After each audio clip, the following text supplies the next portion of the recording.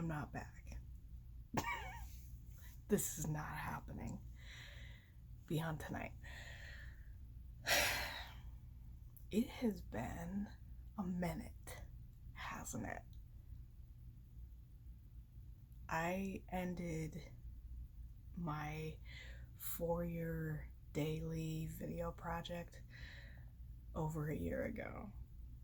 And let me just tell you, it feels amazing to not be doing it anymore. But sometimes I do miss this little corner of the internet where I process things I was frustrated about so that I didn't spam people's Twitter feeds with just meaningless words that I wouldn't need the next day, but still would have a space where if somebody wanted to process with me, they could. Hence, this isn't just like a journal entry. I just wanted to drop some words in this little corner and then go to bed. Because it used to help a lot. And so here we are.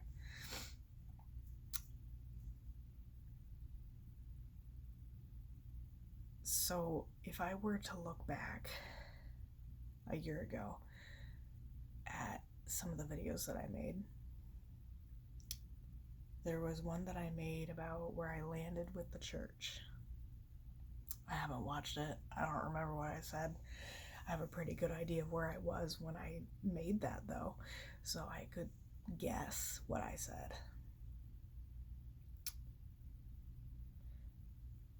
So a little bit of context to build up to what's been on my mind. I am actively involved in a church. I am happy to be in that space. I feel welcome and heard and included in that space. That's like the surface level check-in, I guess. I love my church. I do not agree with people across the board about everything theologically, and you know what? I haven't for a long time, and that's fine. I am comfortable where I am theologically and also comfortable with continuing to shift. And I think playing that balance is very valuable to me. And I'm grateful that I have learned through trial and error to be gracious with myself in that respect. With that being said, there is a section of the internet that is dedicated to breaking down beliefs that are toxic and making room for being able to say, I don't believe certain things anymore. Collective I and also individual I.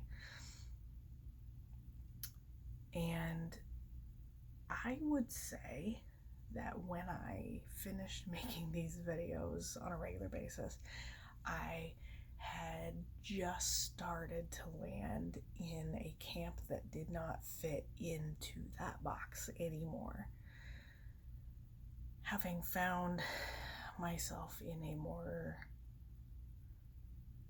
pacifist, universalist camp, the pacifism was already there, but marrying pacifism and universalism,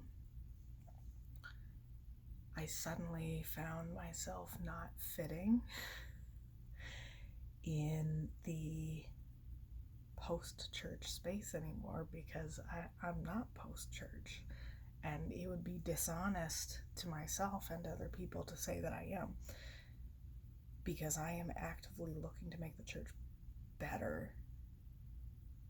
It not only by my own efforts, but by continuing to collaborate with other people to do so.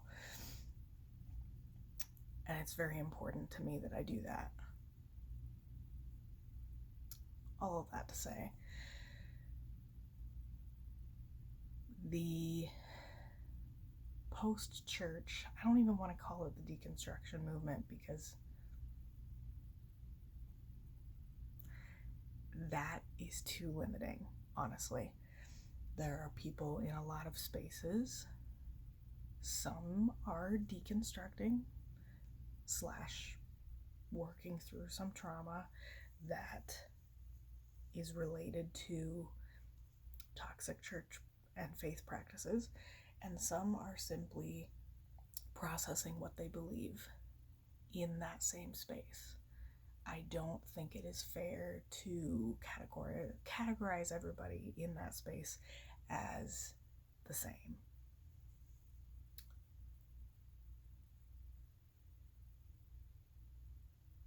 What I am struggling with now, a year past the last time I talked about this, is that I am caught with one foot in the church door and one foot in the regular world, I guess, which for my own personal day-to-day life, I find beautiful and healing to be able to be a queer person, not cis person, existing in a space of faith, and to be welcomed in that space. And at the same time, to have friendships that I value beyond my life with people who would never set foot in a spiritual space.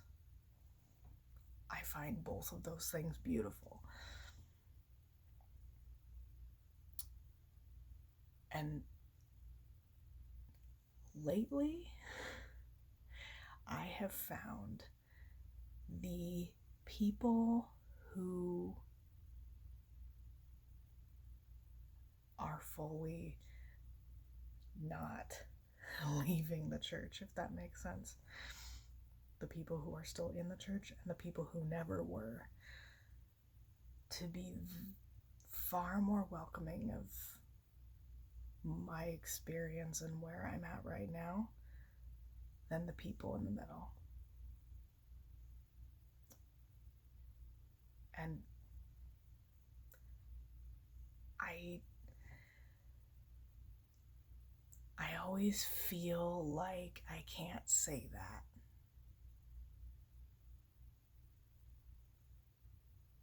And that hurts a lot.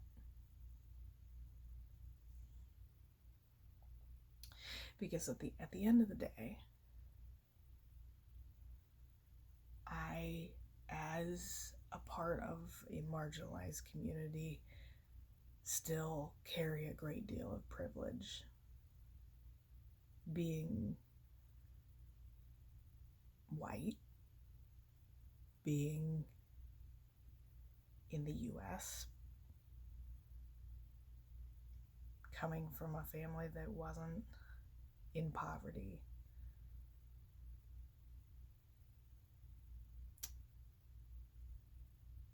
And I never want to neglect to acknowledge those privileges.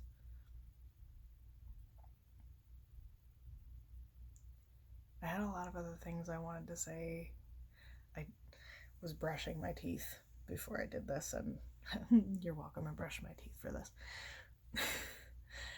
I was processing a lot while I was doing that, and one of the things I was thinking about was that when I was in high school, my best friend used to tell me that it was okay to wallow for a little while. She had this whole thing like a wallow. You just wallow in it. Wallow in the feelings, wallow in what you're going through.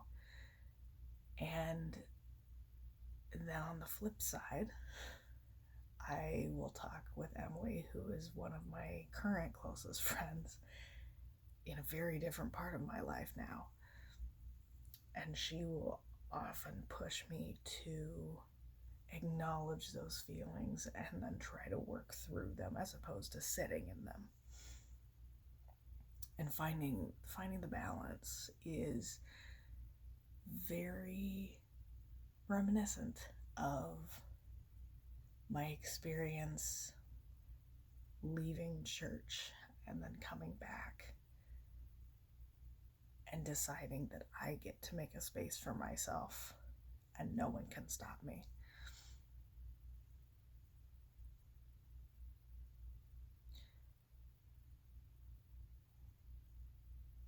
I don't know where I fit. Like, obviously, I know where I fit in certain circumstances. I have an online community of friends who never neglects to say how much they value me. And I have a church community of people who frequently just blows me away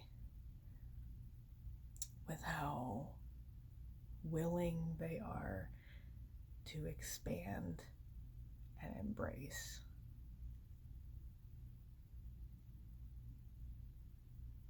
But those are only two parts of my identity. And sometimes it just feels like being a queer person in the church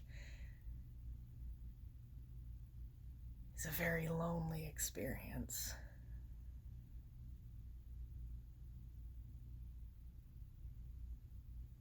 And maybe that sounds like it's the opposite of what I just said. It's like when you fit in all the places that you should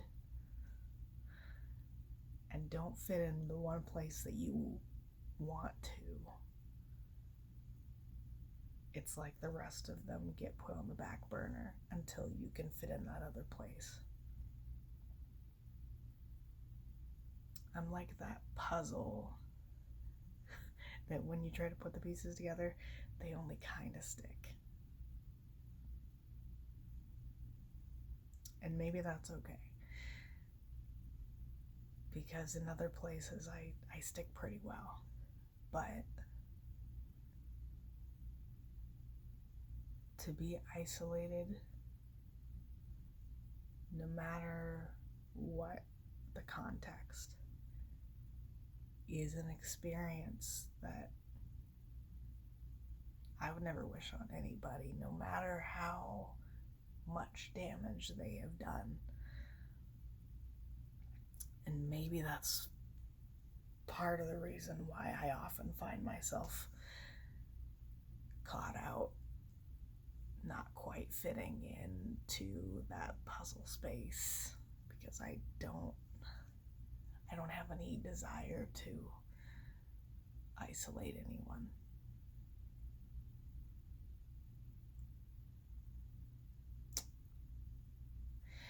It's been a while since a almost 14-minute video. I can promise it's not going to happen again. This is not happening again. But for tonight it is. And if anyone watches this, been a while since I've said that, thanks. Thanks for listening to me ramble. And I'm sorry if anything that I say ever isolates, because I can promise you that's never my intention.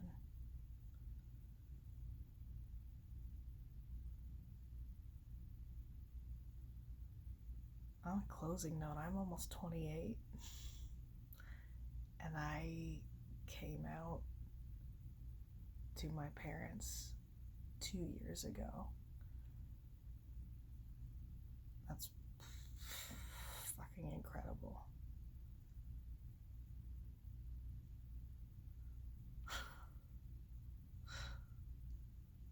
Yeah.